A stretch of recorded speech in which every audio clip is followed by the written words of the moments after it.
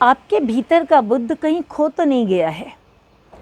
24 फरवरी को सिटी भास्कर में जो एडिटोरियल लिखा है प्रीति मल्होत्रा जी ने, ये उसी का टाइटल है।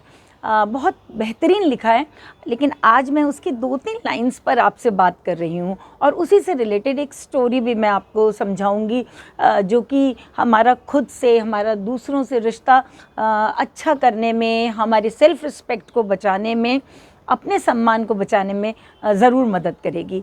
फ्रेंड्स, प्रीति जी ने लिखा है कि अगर कोई आपका सम्मान नहीं करता, इसका मतलब ये नहीं है कि आप सम्मान के हकदार नहीं हैं।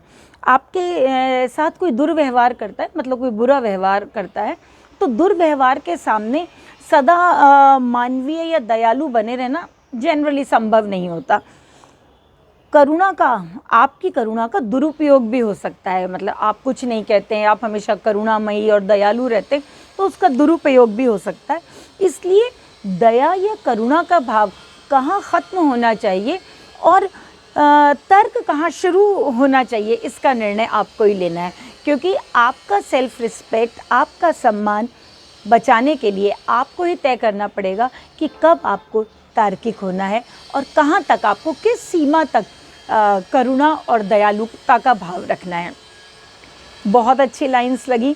तो इसी से रिलेटेड मुझे एक बुद्ध की, भगवान की स्टोरी याद आ गई, जो मैंने सोचा आपके साथ शेयर करूंगी, तो आप इन लाइंस के मर्म को शायद और ज़्यादा फील कर पाएंगे, ख़ुद को और ज़्यादा महसूस कर पाएंगे। स्टोरी में ये था कि भगवान बुद्ध एक बार किसी जंगल से गुज़र रहे थे। वहाँ उन्होंने देखा कि जो आसपास के गांव के लोग हैं, वो एक सांप से बहुत ज़्यादा डरते हैं। उस सांप का आतंक है, क्योंकि वो सबको काट लेता है, सबको डस लेता है। तो सारे गांव, आसपास के गांव के लोग सब परेशान रहते हैं, उससे आतंकित रहते हैं, डर के अपने घरों में बंद रहते हैं। भगवान बुद्ध से उन्होंने कहा भी कि भगवान हम क्या करें, ये सांप ने हमें बहुत परेशान कर रखा है। तो खैर भगवान बुद्ध का सामना उस सांप से हुआ। उन्होंने सांप को उपदेश दिया, अहिंसा का अर्थ समझाया और उन्होंने कहा कि तुम्हें ये लोगों को डसना और काटना नहीं चाहिए। और उन्होंने अहिंसा, प्रेम, इसका उपदेश सांप को दिया। अब भगवान बुद्ध का तो ऑरा, उनका ज्ञान, उनके उपदेश ऐसे थे कि सभी उनके अनुयायी हो जाते थे।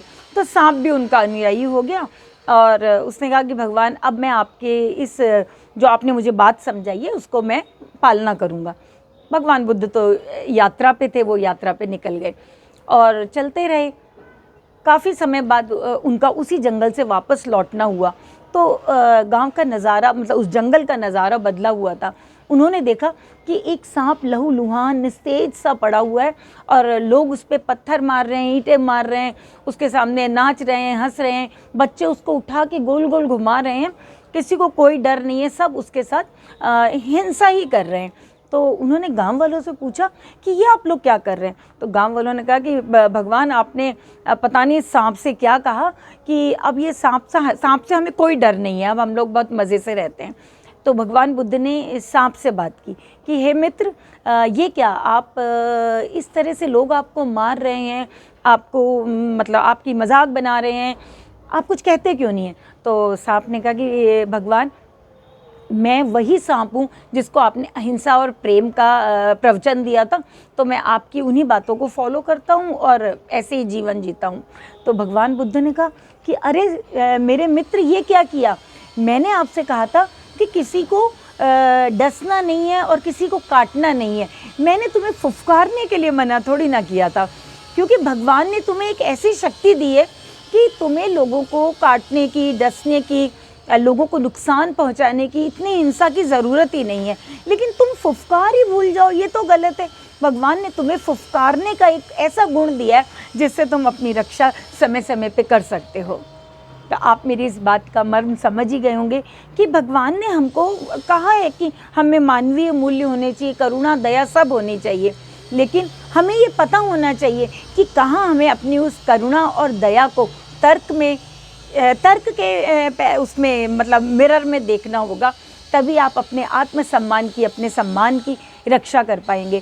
फ्रेंड्स, हर टाइम विनम्र बने रहना, कभी कभी दूसरे की ताकत तो बनता ही है, लेकिन हमारा भी अहंकार बन जाता है कि मैं तो इतना अच्छा हूँ। तो हमें विनम्रता, करुणा और दया को एक लेवल पे रोक के तर्क के साथ भी हर व्यवहार को समझना होगा, तभी आप अपना सम्मान कर पाएंगे और अपने आत्मसम्मान को बचा पाएंगे। मुझे पूरा विश्वास है आपको ये स्टोरी बड़ी अच्छी लगी होगी। तो आपके जो भी विचार हैं इस स्टोरी में कमेंट के द्वारा शेयर कीजिए और मेरे channel the parenting by doctor Seema को ज़रूर से सब्सक्राइब कीजिए, लाइक कीजिए, कमेंट कीजिए। Okay, bye bye.